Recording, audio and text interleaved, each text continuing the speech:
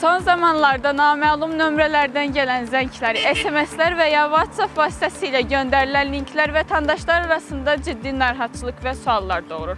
Bəs görəsən, sözü gedən linklər və zənglər bizlərə nə üçün göndərilir və ya bizim üçün hansı təhlükəni yarada bilər? Bu suallara reportajımızda aydınlıq gətirəcəyik.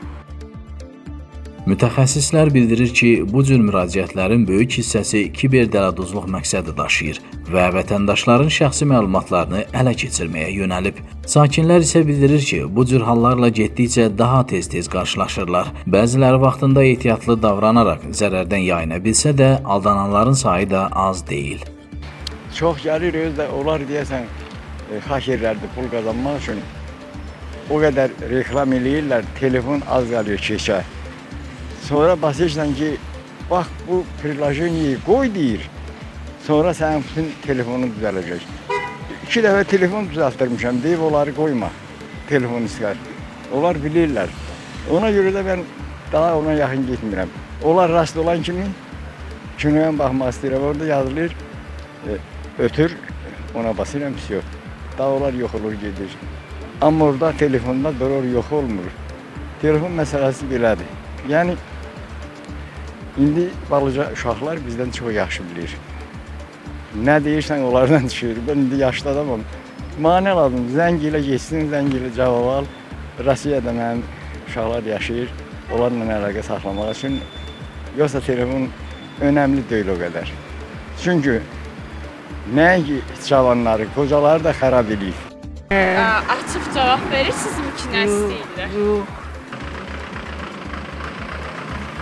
Texnologiya üzrə mütəxəssis Ramin Acalov xəbər portalımıza müsahibəsi zamanı bildirib ki, tanınmayan nömrələrdən gələn zənglərə ehtiyatla yanaşmaq, şəxsi və maliyyə məlumatlarını heç bir halda paylaşmamaq vacibdir.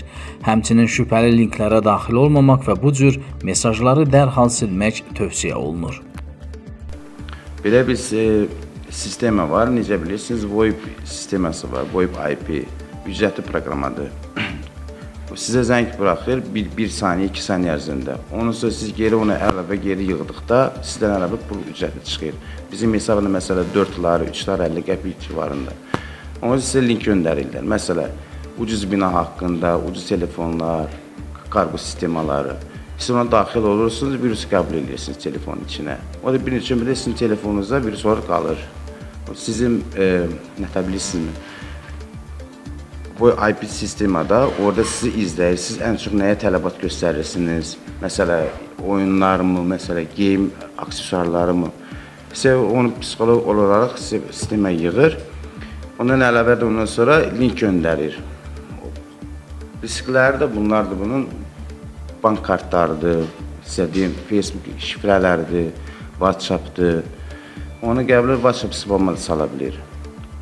O virüs sizin telefona daxil olduqda bütün qaleriyadakı foto şəkillərdir, məsələn, SMS-lərdir. Sizin istər-istəməz kameranızı açıb, sizin məsələn, başqa bir şantajda əldə edə bilərlər. Müsahibimiz bildirir ki, SMS və WhatsApp vasitəsilə göndərilən linklər istifadəçiləri saxta saytlara yönləndirir.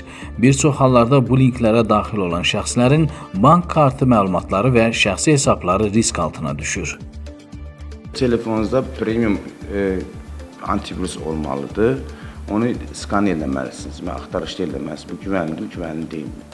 Bir də saytın SSL təhlükəsinə baxmaq lazımdır, araşdırmaq lazımdır. Riskləri də bunlardır. Bunun bank kartlarıdır, sizə deyim, Facebook şifrələridir, WhatsApp'dır.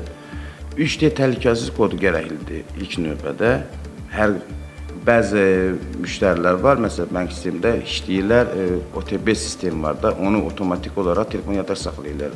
O düzgün deyil o. Hər dəfəsində müvəqqəti kod göndərməlidir SMS-dən. Elə giriş eləsə daha gözəl olur, həm təhlükəsiz olur. Bir də məsələ, internet bəzi kafe yerlərdə, parklar kimi yerdə pulsuz Wi-Fi istifadə edirlər, onunla girmək etibarlı deyil. Ondan sonra otomatik olaraq əgər hesabında bank kartı varsa da, mobil bankı, onu bağlamalıdır, 2 nömrədə blok eləməlidir. 2 nömrədə telefonu format eləməlidir. Bir sıra mütəxəssislərin fikrincə, rəqəmsal təhlükəsizlik artıq gündəlik həyatın ayrılmaz hissəsinə çevrilib. Maarifləndirmə və diqqətli davranış isə kiberdələduzluğun qarşısını almaqda ən təsirli vasitələrdən biri hesab olunur.